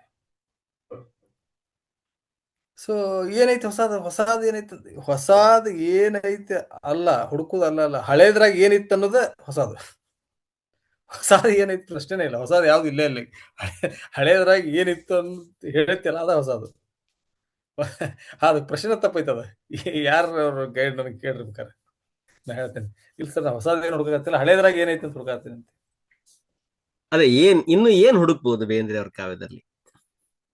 ಸಾಕಷ್ಟು ಐತ್ರಿ. ಅವರು ಒಂದ ಪದ್ಯದ ಮ್ಯಾಗ PhD ಮಾಡ್ಬೋದು. 300 ಪೇಜ್ ಬರಿಬೋದು. ನಾನು ಗೈಡ್ ಮಾಡ್ತೀನಿ, ಬರೋರಿದ್ರೆ ನಂಗೆ ಬರೆಯಕ್ಕಾಗಲ್ಲ, ಬೇಕಾದ್ರೆ ಬರಿತೀನಿ ಅಂದ್ರೆ 300 ಪೇಜ್ ಹೇಳ್ತೀನಿ. ಒಂದ ಪದ್ಯದ ಬಗ್ಗೆ ಹೇಳ್ತೀನಿ, ಯಾವ ಪದ್ಯದ ಬಗ್ಗೆ ಆದ್ರು. ನಾ ಏನಂದ್ರ ಅವ್ರ ಅನುವಾದದ ಬಗ್ಗೆ ಕೆಲಸನೇ ಆಗಿಲ್ಲ. ನಿಮ್ಗೆ ಭಾರಿ ಮಜಾ ಆಯ್ತು. ನಾನು ಆಗಲ್ಲ ನಿಮ್ಗೊಂದು ಶಬ್ದ ಯೂಸ್ ಮಾಡಿದೆ, ಪರತ್ ಮಾಡಿದ್ದೆ ನಿಮ್ದು ಬಿಸಿ ಬಂತು ಫೋನ್ ಅಂತೇಳಿ. ಮರಾಠಿ ಒಬ್ಬ ಕವಿ ಬೇಂದ್ರೆ ಅವ್ರಿಗೆ ಒಂದು ಪತ್ರ ಬರೀತಾರ. ಆ ಪತ್ರ ಬರೆದಾಗ ಅಷ್ಟೊತ್ತಿಗೆ ಬೇಂದ್ರೆ ಅವ್ರು ತೀರ್ಕೊಂಡಿರ್ತಾರ. ಆ ಪತ್ರ ಬೇಂದ್ರೆ ಅವ್ರ ಮನೆಗೆ ಹೋಗಿ ಆವಾಗ ಈಗೂ ಪೋಸ್ಟ್ ಆಫೀಸ್ನಾಗ ಆ ಮನ್ಯಾಗ ಇರ್ಲಿಲ್ಲ ಅಂದ್ರೆ ಆ ವಾಪಸ್ ಹೋಗ್ತೈತಿ ಪತ್ರ ಅವ್ರ ಮನೆಗೆ. ಎಲ್ಲಿ ಫ್ರಮ್ ಎಲ್ಲಿಂದ ಬೈತಲ್ಲ ಆ ಮನೆಗೆ ಹೋಗ್ತೈತಿ. ಅದು 15-20 ದಿವಸ ಆದ್ಮೇಲೆ ಆ ಪತ್ರ ನೋಡಿ ಪರತ್ ಆಹೆ ಪತ್ರ ಅಂತ ಒಂದು ಮರಾಠಿ ಪದ್ಯ ಐತಿ, ವಾಪಸ್ ಬಂತ ಪದ್ಯ ಅಂತೆ. ಆ ವಾಪಸ್ ಬಂದ ಪದ್ಯ ಆ ಬೇಂದ್ರೆ ಅವ್ರ ಮನೆ ತನಕ ಹೋಗಿ ಬಂತಲ್ಲ ಅನ್ನೋ ಧನ್ಯತೆ ಒಳಗೆ ಬರ್ದಿದ್ದೆ ಐತೆ. ಸೊ ಇದನ್ನ ನಾವು ಎಂಜಾಯ್ ಮಾಡ್ಲಿಲ್ಲ ಅಂದ್ರೆ ಏನು ಎಂಜಾಯ್ ಮಾಡೋಕ್ಕಾಗಲ್ಲ. ಅದ್ ಹೇಳ್ತಾರಲ್ಲ ಮನಿ ತನಕ ಹೋಗಿ ಬಂತ ವಾಪಸ್ ಪರತಾಯ ಪತ್ರ ಅಂತ ಐತಿ ಅದು. ನನಗ್ ಮರಾಠಿ ಅಷ್ಟು ಬರೋದಿಲ್ಲ ಅನ್ನೋದಕ್ಕೆ ಬರೀ ಟೈಟಲ್ ಅಷ್ಟು ನೆನಪೈತಿ. ಅದ ಅಲ್ಲಿ ಹೋಗಿ ಬಂದಾದ್ಮೇಲೆ ನಾನು ಬರೆದಿದ್ದ ಪತ್ರ ಅಲ್ಲಿ ಹೋಗಿ ಬಂದಿದ್ದಕ್ಕೆ ಏನ್ ಸಂದೇಶ ಸಿಕ್ತ ಅನ್ನೋದನ್ನ ಮತ್ತೊಂದು ಪದ್ಯ. ಹ್ಮ್ ಅಲ್ಲಿ ಏನೂ ಇಲ್ಲ, ಬೇಂದ್ರೆ ಬರೆದಲ್ಲ ಅದು, ಇವ್ರ ಪತ್ರ ಇವ್ರು ಹೊಳಿ ಬಂದೈತಿ. ಸೊ ಅಲ್ಲಿಗೆ ಹೋಗಿ ಬಂದಂತ ಪತ್ರದೊಳಗೂ ಒಂದು ಏನೋ ಸಂದೇಶ ಹುಡುಕಿದ್ರಲ್ಲ ಅವ್ರ, ಈ ಹುಡುಕಾಟ ಇಲ್ಲ ಅಂದ್ರೆ ಹೊಸದು ಏನೂ ಸಿಗೋದಿಲ್ಲ, ಎಲ್ಲೂ ಸಿಗೋದಿಲ್ಲ. ಸೊ ಬೇಂದ್ರೆ ಮರಾಠಿ ಅಭಂಗ ಬರ್ದಾರ. ನೀವ್ ಹೇಳ್ತಲ್ಲ ಮಾತಾಡು ಮಾತಾಡು ಲಿಂಗವೇ ಅಂತ ಒಂದು ಪದ್ಯ ಐತಿ, ಅದು ಬೇಂದ್ರೆ ಅವ್ರ ಪದ್ಯ. ಅದು ಯಾರಿಗೂ ಗೊತ್ತಿಲ್ಲ, ಬಹಳಷ್ಟು ಮಂದಿ ಇವತ್ತಿಗೂ ಭಜನಾ ಪದ ಅಂತ ಹಾಡ್ತಾರೆ. ಹೌದು, ಈ ಭಜನೆ ಪದ ಭಜನಿ ಅನ್ನೋದೇ ಅದು ಕಾನ್ಸೆಪ್ಟ್ ಇರೋದು. ಆಮೇಲೆ ಅದಕ್ಕೆ ಭಾರಿ ಮಜಾ ಅಂದ್ರ ಅವ್ರ ಅದಕ್ಕೊಂದು ಭಜನಿದು ಒಂದು ಸಂಯೋಜನೆ ಎತ್ಕೊಂಡ್ರಲ್ಲ. ಮಾತಾಡು ಮಾತಾಡು ಲಿಂಗವೇ ಮಾತಾಡಿನ ಲಿಂಗ, ಅದು ಬೇಂದ್ರೆ ಮಧುರಚಂದ್ರ ಬಗ್ಗೆ ಬರೆದಿದ್ದ. ಮಧುರಚಂದ್ರ ತೀರ್ಕೊಂಡಾಗ ಅವ್ರ ಹೆಣದ ಮುಂದೆ ನಿಂತ್ಕೊಂಡು ಬರೆದಿದ್ದು ಮಧುರಚಂದ್ರ. ಅವರು ತೀರ್ಕೊಂಡಾಗ ಅವ್ರ ಹೆಂಡತಿ ಮಧುರಚಂದ್ರ ಹೆಂಡತಿ ಬೇಂದ್ರೆ ಸುದ್ದಿ ಗೊತ್ತವ್ರ ಬರ್ತಾರ, ಅವ್ರ ಮಣ್ಣು ಮಾಡಂಗಿಲ್ಲ ಅಂತ ಹೇಳ್ತಾರ. ಸೊ ಬೇಂದ್ರೆ ಅವಾಗ ಪುನಾದಾಗ ಇರ್ತಾರ, ಪುನಾದಿಂದ ಅವ್ರ ಮಧುರಚಂದ್ರ ಊರಿಗೆ ಬರ್ತಾರ. ಅವ್ರು ಮೋಸ್ಟ್ಲಿ ಹಲಸಂಗಿ ಅಲ್ಲಿ ಬಂದಾಗ ಬಾಳ ದಿವಸ ಆಗಿರ್ತದಲ್ಲ ಮಾತಾಡಿರಲ್ಲ ಇವ್ರು. ಪುನಾಕ್ ಹೋದ್ಮೇಲೆ ಮಾತುಕತೆ ಆಗಿರಂಗಿಲ್ಲ ಮಧುರಚಂದ್ರ ಅವ್ರಿಗೆ. ಸೊ ಅದಕ್ಕೆ ಬೇಂದ್ರೆ ಆ ಹಾಡು ಹೇಳ್ತಾರ, ಮಾತಾಡು ಮಾತಾಡು ಲಿಂಗವೇ ಮಾತಾಡಿನ ಚೆನ್ನ ಲಿಂಗವೇ ಅಂತೇಳಿ. ಆ ಹಾಡು ಹೇಳಿ ಲಾಸ್ಟಿಗೆ ಒಂದ್ ಮಾತು ಹೇಳ್ತಾರೆ. ಅದು ಬಹಳ ಮಂದಿ ಇತ್ತಿತ್ಲಾಗಿ ಯಾರ್ಯಾರಿಗೂ ಬಳಸಾತ್ ಬಿಟ್ರದು, ಯಾರಿಗೂ ಸೂಟೇಬಲ್ ಮಾತಲ್ಲ ಅದು. ಏನಂದ್ರೆ ನಾವು ಶನಮಲ್ಲನ್ನ ಹೂದಿಲ್ಲ ಇಲ್ಲಿ ಬಿತ್ತೇವಿ, ಹೌದು ಹೌದು, ಇನ್ ಮೇಲೆ ಅವ್ನು ಬೆಳಿತಾನಂತೆ. ಅದ್ ಇತ್ತಿತ್ಲಾಗ ಅದನ್ನ ಕೇಳ್ಕೊಂಡು ಯಾರು ಬೇಕು ಯಾರಿಗೂ ಅವ್ರಿಗೆ ಅದ ಹಂಗಲ್ಲ. ನೀವು ನೋಡ್ರಿ, ಮಧುರಚಂದ್ರರು ಅವ್ರು ತೀರ್ಕೊಂಡ್ಮೇಲೆ ಬಹಳ ಇದಕ್ ಬಂದ್ರು, ಏನೋ ಬೆಳಕಿಗೆ ಬಂದ್ರು. ಇದ್ದಾಗ ಅಷ್ಟ ಅಂತ ಅಂದ್ರೆ ಸೀಮಿತ ಆಗಿದ್ರು, ಆಮೇಲೆ ಬಹಳ ವ್ಯಾಪಕವಾಗಿ ಬೆಳೆದ್ರು ಈ ಅರ್ಥಾಗ. ಆಮೇಲೆ ನನಗೂ ನಮ್ಮ ಗುರುಗಳು ಹೇಳಿದ್ರು ವರಕವಿ ಅನ್ನೋದ್ರದೊಂದು ಡೆಫಿನೇಷನ್, ಅದನ್ನ ಹೇಳಿ ಮುಗಿಸ್ಬಿಡ್ತೇನೆ. ವರಕವಿ ಅಂದ್ರೆ ಏನು ಅಂತ ಹೇಳಿ ಅಂದ್ರ, ಈಗ ನಾವು ಗಿಫ್ಟೆಡ್ ಪೋಯಟ್ ಅಂತ ಹೇಳ್ತಾರೆ ಎಲ್ಲರೂ. ವರಕವಿ ಅಂದ್ರೆ ಗಿಫ್ಟೆಡ್ ಪೋಯಟ್ ಅಂತ ಮಾಡ್ತೇವೆ. ವರಲಕ್ಷ್ಮಿ ಹಬ್ಬ, ವರಲಕ್ಷ್ಮಿ ಅಂದ್ರೆ ವರ ಕೊಡುವಂತ ಲಕ್ಷ್ಮಿ ಅಂತ, ನಮಗ್ ವರ ಕೊಡ್ತಾರಂತೆ. ಆ ಅರ್ಥಕ್ಕೆ ಹೋದ್ರ ಬೇಂದ್ರೆ ತನ್ನ ಓದುಗರಿಗೆ, ತನ್ನ ವಿದ್ಯಾರ್ಥಿಗಳಿಗೆ ಒಬ್ಬ ವರ ಕೊಡೋ ಕವಿ. ಅದನ್ನ ಬಿಡ್ತಾವಲ್ಲ, ನೀವು ಬಾಳ ಎಫರ್ಟ್. ಹೌದ್ ಸರ್, ಹಂಗ ಅನ್ಸುತ್ತೆ. ನನ್ಗೆ ಅನ್ಸತ್ ಹಿಂಗ ಬೇಂದ್ರೆ ಅವ್ರ ಕಾವ್ಯ ಒಂದು ವಾರದಾಗ 1-2 ಓದ್ಬಿಟ್ರೆ ನನ್ಗೊಂದ್ 3-4 ದಿನದವರೆಗೂ ಅದು ಒಳಗೆ ಮೊಳಗ್ತಾ ಇರ್ತತೆ. ಮತ್ತೆ ಮತ್ತೆ ಆ ಕಾವ್ಯ ನನ್ ಜೊತೆ ಮಾತಾಡ್ತಿರ್ತತೆ. ಅಲ್ಲ ಅದು ಅದಾಯ್ತು. ಈಗ ಅಂದ್ರ ಈಗ ಕರಡಿ ಕುಣಿತ ಆಯ್ತಲ್ಲ, ಕರಡಿ ಕುಣಿತ ಕರಡಿ ಕಬ್ಬಿಣ ಕೈಗಳು, ಅಲ್ಲಿ ಒಬ್ಬ ಡೈರೆಕ್ಟರ್ ಎಷ್ಟ್ ಎಫರ್ಟ್ ಹಾಕ್ಬೇಕಂದ್ರೆ ಅದನ್ನೆಲ್ಲ ಬೇಂದ್ರೆನೆ ಮಾಡಿಸ್ಬಿಟ್ರ. ಡೈರೆಕ್ಷನ್ ಅದನ್ನ ನಾಟಕ ತಂದ್ರ ಡೈರೆಕ್ಷನ್, ಕಾಸ್ಟ್ಯೂಮ್ ಗಿಸ್ಟ್ಯೂಮ್ ಎಲ್ಲ ಬೇಂದ್ರೆನೆ ಮಾಡ್ಬಿಟ್ರು, ಕೊರಿಯೋಗ್ರಫಿ ಎಲ್ಲ ಅವರೇ ಮಾಡ್ಬಿಟ್ರು ಅನ್ಸುತ್ತೆ. ಹೌದ್ ಸರ್, ಇಂತ ಎಲಿಮೆಂಟ್ಸ್ ಬಾಳ. ಆಮೇಲೆ ಈ ಪದ್ಯನ ಅವರು ಈಗ ನಿಮ್ಗೆ ರಂಗ ಅವ್ರ ಈಗ ಹತ್ತಿರವಿರಲಿ ದೂರವಿರಲಿ ಅವನೇ ರಂಗಸಾಲೆ ಅಂತ ಒಂದು ಲೈನ್ ಬರ್ತೈತಿ. ಯಾವ್ದು, ನಾನು ಬಡವಿ ಆತ ಬಡವಾಗ. ಈ ರಂಗಸಾಲೆ ಅಂತಲ್ಲ, ಅದು ರಂಗ ಸಜ್ಜಿಕೆ ಇವೆಲ್ಲ ಬರ್ತಾವಲ್ಲ ಈಗ ನಾಟಕದ, ಇವು ಎಲ್ಲ ನಾಟಕದ ಭಾಷೆ ಇದು. ರಂಗ ಸಜ್ಜಿಕೆ, ವೇದಿಕೆ, ಇವೆಲ್ಲ ಭೂಮಿಕೆ, ಸೀನ್ರಿ ಗಿನ್ರಿ ಅಂತ ಏನೋ ಬರ್ತಾವಲ್ಲ. ಈ ರಂಗಸಾಲೆ ಅನ್ನೋದಿತ್ತಲ್ಲ, ಇದು ಪರ್ಟಿಕ್ಯುಲರ್ ಏನಂದ್ರ ಇದು ತಾಲೀಮ್ ನಡೆಯೋ ಪ್ಲೇಸ್, ಇದು ತಾಲೀಮ್. ಹೌದಲ್ಲ. ಸೊ ಬೇಂದ್ರೆ ಅದನ್ನ ವೇದಿಕೆ ಅನ್ನೋದಿಲ್ಲ, ಯಾವ್ದನ್ನ ನಾನು ಬಡವ ಆಕಿ ಬಡವಿ ಆತ ಬಡವ ಪದ್ಯದಾಗ ಹತ್ತಿರದಲ್ಲಿ ದೂರದಲ್ಲಿ ಅವನೇ ರಂಗಸಾಲೆ ಅಂತ ಹೇಳ್ತಾರೆ. ಒಂದ್ ಸಾಲ ಬರ್ತದೆ ರಂಗಸಾಲೆ ತಾಲೀಮ್ ಸೆಂಟರ್ಗೆ ಹೋಲಿಸ್ತಂದ್ರ ಅಲ್ಲಿ ಎನಿ ಮಿಸ್ಟೇಕ್, ಏನೋ ತಪ್ಪುಗಳಿದ್ರು ಅವು ಕ್ಷಮ್ಯಾರ ಅಂತ ತಾಲೀಮ್ ಅಲ್ಲಿ ದುಃಖದ ಸೀನ್ಯಾಗ ಮರತ್ ನಕ್ಕು ಬಿಡ್ತೀರಿ, ಆಮೇಲೆ ಎಲ್ಲಾರು ನಕ್ಕು ಬಿಡ್ತೀರಿ. ಯಾರೋ ಒಬ್ಬ ಸೀರಿಯಸ್ ಆದ ಹೇಳ್ಬೋದು, ಏನೋ ಹಂಗ ನಗಬಾರ್ದು ಅಂತೇಳಿ, ಆದ್ರೆ ಆ ಕ್ಷಣದಾಗ ಎಲ್ಲಾರು ನಕ್ಕು ಬಿಡ್ತೀರಿ. ಅಂದ್ರೆ ಎಲ್ಲಾ ತಪ್ಪುಗಳು ಅಲ್ಲಿ ನಡೆಯುವಂತ ಕ್ಷಮ್ಯಾರ ಅಂತ. ಸೊ ಹೌದು. ಈ ಸಂಸಾರ ಅನ್ನೋದು ರಂಗಶಾಲೆ ಆಗಿರ್ಬೇಕು, ಮುಖ್ಯ ವೇದಿಕೆ ಆಗಿರ್ಬಾರ್ದು ಅಂತ. ಅವೆಲ್ಲರೂ ಅಂದ್ರೆ ಈ ಆ, ಈ ರೀತಿ ಜೀವನ ನೋಡುವ ಒಂದು ಕ್ರಮ ಐತಲ್ಲ, ಅದು ನಾನು ಆ ಅರ್ಥದಾಗ ಹೇಳಿದ್ದೆ ಅವ್ರಿಗೆ ವಿಶ್ವ ಜೀವನ ಆ, ಆ, ಸಂದೇಶ ಅಂತ ಯಾಕೆ ಹೇಳ್ದೆ ಅಂದ್ರೆ, ಆ, ಇದೆಲ್ಲ ಅಲ್ಲ ಹಿಂಗ ಸ್ಟ್ರಿಕ್ಟ್ ಆಗಿ ಇರೋದು, ಹಿಂಗ್ ಫಾಲೋ ಮಾಡೋದು, ಹಿಂಗ್ ಬಿಳೆ ಡ್ರೆಸ್ ಹಾಕೊಂಡಿರೋದು, ಹಿಂಗಿರ್ಬೇಕು ಹಂಗಿರ್ಬೇಕು, ಅದ್ ಯಾವ ಒಂದು ಯೂನಿಫಾರ್ಮ್ ಆತರ ಇರ್ಲಿಲ್ಲ. ಮತ್ ನಾವೆಲ್ಲರೂ ಹಂಗ ಇರ್ತೇವೆ, ಬಾಳ ಇಂಡಿಸಿಪ್ಲಿನ್ ಬಿ ಅಂದ್ರೆ ಅವ್ರು. ನೀವು ಭಾರಿ ಮಜಾ ಅಂದ್ರ ಆ, ಶಶಿ, ಇನ್ನೊಂದು ಬುದ್ಧ ಅಂತ ಒಂದು ಪದ್ಯ ಐತಿ, ಬುದ್ಧ ಬುದ್ಧ ಬುದ್ಧ ಅಂತ. ಆ ಬುದ್ಧ ಬುದ್ಧ ಬುದ್ಧ ಪದ್ಯ ನೀವು ಯಾವ ಲಯದಾಗ ಬರೆದಿರ್ಬೋದು ಅಂತ ಅನಿಸ್ತೈತೆ ಹೇಳ್ರಿ. ನೀವು ಮ್ಯೂಸಿಕ್ ಎಲ್ಲ ಹಾಡ್ತೀರಿ, ಕಂಪೋಸಿಂಗ್ ಮಾಡ್ತೀರಿ, ಇವ್ರಿಗೆ ಅಜಯ್ಗೂ ಗೊತ್ತಾಗ್ಬೋದು ಅದು. ಯಾವ ಯಾವ ಲಯ ಕೆಲಸ ಮಾಡಿರ್ಬೋದು ಅದರಿಂದ. ಪ್ರಶ್ರವಣ ಬುದ್ಧ ಬುದ್ಧ ಹೇಳಿದ್ಯಾ ಬುದ್ಧ ನಾನು? ಜಗವೆಲ್ಲ ಮಲಗಿಲ್ಲ. ಅಲ್ಲ, ಇದು ಬುದ್ಧ ಬುದ್ಧ ಬುದ್ಧ ಜಗವೇ ಎಲ್ಲ ಮಲಗಿರಲ್ಲ ಅವನೊಬ್ಬನೇ ಇದ್ದ ಅಂತೇಳಿ ಒಂದು ಹಾ ಪದ್ಯ ಹಾ ಐತಿ. ಅದು ಯಾವ ಲಯ ಅದ್ರ ಹಿಂದೆ ಕೆಲಸ ಮಾಡಿರ್ಬೋದು, ಬೇಂದ್ರೆ ಯಾವ ಲಯ ಕಾರಿಸಿರ್ಬೋದು ಹೇಳ್ರಿ. ಅವ್ರ ಜಾಸ್ತಿ ಟಾಂಗಾದಾಗ ಅಡ್ಡಿಡ್ತಿರು. ಓ ಕುದುರಿದೆ ಟಕ ಟಕ ಟಕ, ಹ್ಮ್ ಬುದ್ಧ ಹ್ಮ್ ಬುದ್ಧ ಬುದ್ಧ. ಇಡೀ ಪದ್ಯ ಅದ ಲಯದಾಗ ಹೋಗ್ತೈತೆ ನೋಡ್ರಿ. ಕುದುರೆ ಕುದುರೆ.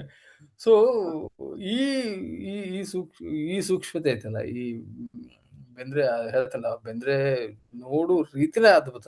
ಮತ್ ನಾವು ಈಗೂ ಏನು ಬದಲಾಗಿಲ್ಲ. ಕುರುಡು ಕಾಂಚಾಣ ಪದ್ಯ ಇನ್ನೂ 100 ವರ್ಷ ಹೋದ್ರೂ ಬದಲಾಗೋದಿಲ್ಲ. ಅದ ವ್ಯವಸ್ಥೆ ಇರತಿ. ಅದು ಎಂದೂ ಅಂಗಾತ ಮಲಗೋದಿಲ್ಲ, ಹೆಗಲ್ ಮ್ಯಾಗ ಹೋಗಕ್ ಆಗೋದಿಲ್ಲ. ಸೊ ಇಂಥ ಮ್ಯಾಕ್ಸಿಮಮ್ ಹೊಸ ಓದುಗರಿಗೆ ಸಾಕಷ್ಟು ಏನಂದ್ರೆ ನಿಮ್ಗೆ ಅಲ್ಲಿ ಏನ್ ಎಕ್ಸ್ಪೀರಿಯನ್ಸ್ ಬೇಕೆಲ್ಲ ಸಿಗ್ತಾವ. ಮತ್ತೆ ಒಂದು ಪದ್ಯಕ್ಕೆ ಒಂದು ಈಗ ಹೆಂಗ್ ನಾಟಕ ಹಿಂಗಿರ್ಬೇಕಂತೈತಿ, ಹಾಡು ಹಿಂಗಿರ್ಬೇಕಂತೈತಿಲ್ಲ, ಪದ್ಯಕ್ಕೂ ಹಂಗೊಂದು ಹಿಂಗಿರ್ಬೇಕು ಅನ್ನೋದು ಐತಲ್ಲ, ಅದು ಬೇಂದ್ರೆ ಪದ್ಯದಾಗ ಸಾಕಷ್ಟು ಐತಿ. ಹೇಳಿದಿಲ್ಲ, ಬೇಂದ್ರೆಯವ್ರ ಪದ್ಯ ನಿಲ್ಲಿಸ್ಬೇಕಂತ ಪದ್ಯನ ಹೇಳ್ದೈತಂತೆ, ಎಲ್ಲಿ ನಿಲ್ಲಿಸ್ಬೇಕಂತ ಹೇಳಿ. ಹಂಗಾರೆ ಎಲ್ಲಾ ಪದ್ಯದಾಗೂ ಅದಾವು. ಸೊ ದಯವಿಟ್ಟು ನೀವು ಓದೋರ್ ಮ್ಯಾಗ, ಓದೋರಲ್ಲ, ಓದ್ಸೋರು ಸದ್ಯಕ್ಕೆ ಬೇಂದ್ರೆ ಪದ್ಯ ಹೆಂಗೈತಿ ಹಂಗ ಹೇಳ್ಕೊಡ್ರಿ ಅಷ್ಟ ವಿನಂತಿ. ಹೆಂಗೆಂಗು ಹೇಳ್ಬೇಡ್ರಿ. ಯಾರೋ ಒಬ್ಬ ಬೇಂದ್ರೆಗ ಹೋಗಿ ನಿಮ್ ಪಾಠ ಮಾಡಾಕ ನಾಚಿಕೆ ಆಕೈತಿ ಅಂತ ಹೇಳಿದಂತ ಮಾಸ್ತರ್ ಒಬ್ಬ. ಯಾಕ ಏನ್ ಅಂತಂದ್ರ, ಅದೇನ್ರಿ ಅದು, ಯಾರಿಗೂ ಹೇಳೋಣ ಬೇಡ ಯಾರಿಗೂ ಕೇಳೋಣ ಬೇಡ ಹಾಡ್ನ್ಯಾಗ ಮಲ್ಲಿಗೆ ಮಂಟಪದಾಗ ಗಲ್ಲ ಗಲ್ಲ ಹಚ್ಚಿ ಕೂತು ಮೆಲ್ಲದನ್ನೆಲ್ಲ ಹಾಡೋಣ ಅಂತ ಒಂದ್ಲಾ ಐತಿ. ಸಣ್ಣ ಹುಡುಗರು ಹೆಂಗ್ ಹೇಳ್ಬೇಕಂತ. ಸೊ ಅವ್ರು ಬೇಂದ್ರೆ ನಿನಗ್ ತಿಳಿದೇ ಅಲ್ಪ ಹಾಡು, ನಾನ್ರೇನ್ ಮಾಡ್ಲಿ ಅಂತ. ಯಾಕಂದ್ರೆ ನಾವು ಯಾರಿಗೂ ಹೇಳೋಣ ಬೇಡ ಅಂತ ಯಾರಿಗ್ ಹೇಳ್ತೇವಿ.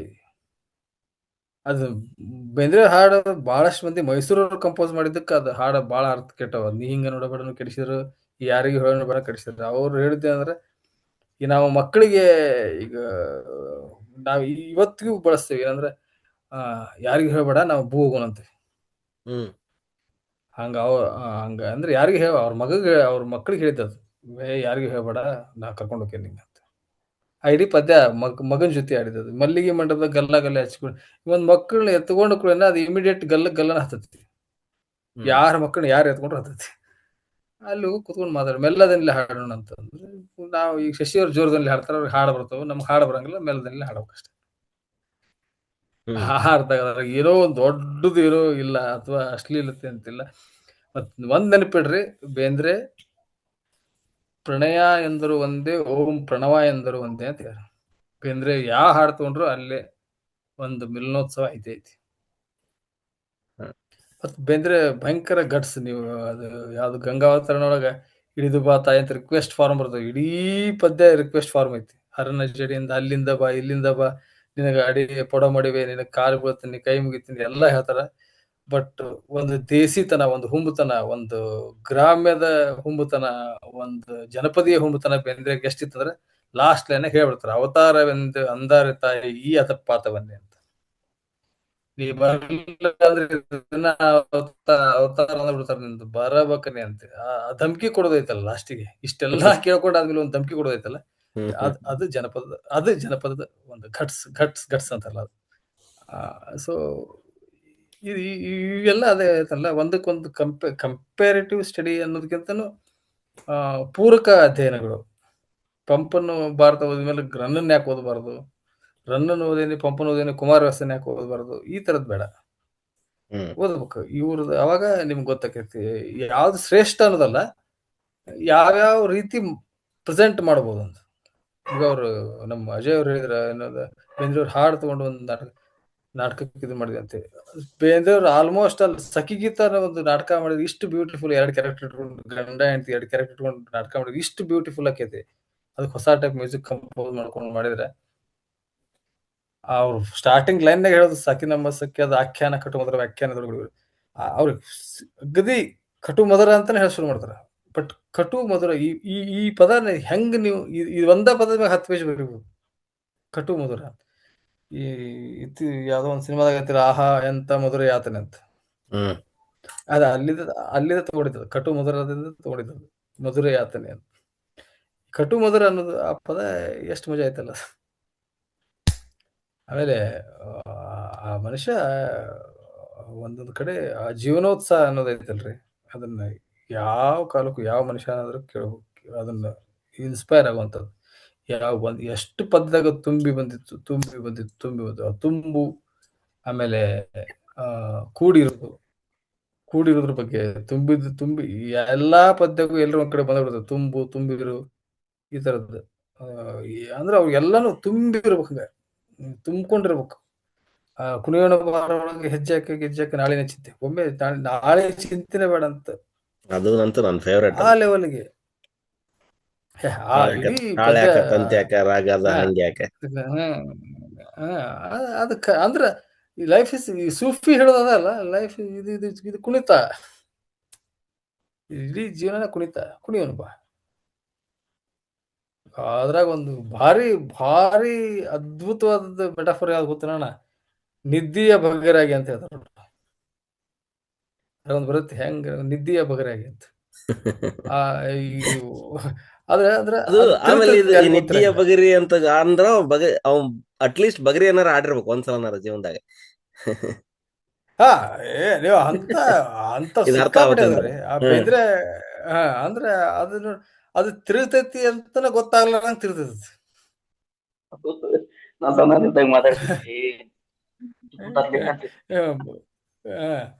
ಅದು ನಂಗೆ ಅದು ಮೆಟಾಫರ್ ಭಾಳ ನಿದ್ದಿಯ ಬಗೆರಾಗಿ ಅನ್ನೋದೈತಲ್ಲ. ಅಲ್ಲ, ನನಗೆ ಈ ತಮಾಷೆ ಅನ್ಸೋದು ಏನಂದ್ರೆ, ಈಗಿನ ಜನ್ಜಿ ಹುಡುಗರಿಗೆ ಮೇಷ್ಟ್ರು ಎಷ್ಟು ಪೇಚಾಡ್ಬೋದು ನಿದ್ದಿ ಬಗೆರಿ ಅನ್ನೋದನ್ನ ಎಕ್ಸ್ಪ್ಲೇನ್ ಮಾಡಕ ಅಂತ. ಈಗ ಜನ್ಜಿ ಜನರೇಷನ್ಗೆ ಬಹಳಷ್ಟು ಮಂದಿ ಮೇಷ್ಟ್ರುಗಳು ಅಪ್ಡೇಟ್ ಆಗಿಬಿಟ್ರೆ, ಎಲ್ಲ ನಿಮ್ಮಂತವ್ರು ಇನ್ನೂ ಅಪ್ಡೇಟ್ ಆಗಲ್ಲ.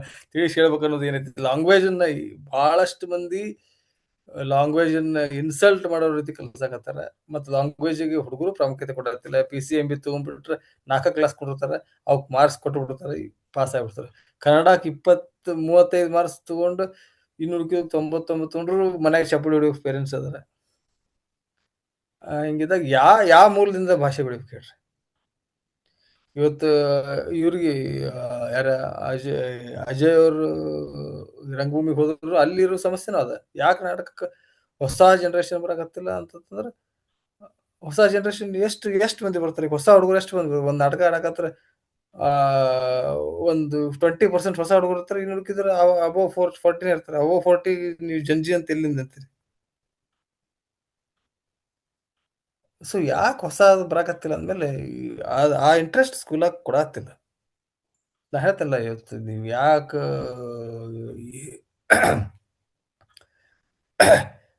ಬೇಂದ್ರೆ ಡಿಫಿಕಲ್ಟ್ ಅನ್ನೋಕ್ಕಿಂತ ಬೇಂದ್ರೆ ಕೈ ಬಿಟ್ಟಿದ್ ಭಾಳ. ಅದು ನಿನಗೆ ಅರ್ಥ ಆಗಿಲ್ಲ ಅಂದ್ಮೇಲೆ ಡಿಫಿಕಲ್ಟ್ ಅಂತಲ್ಲ. ನನಗೆ ಗಣಿತ ಪೂರ್ಲ ಅಂದ್ರೆ ಗಣಿತ ಸರಿ ಇಲ್ಲ ಅಂತಲ್ಲ, ನಾ ಸರಿ ಇಲ್ಲ.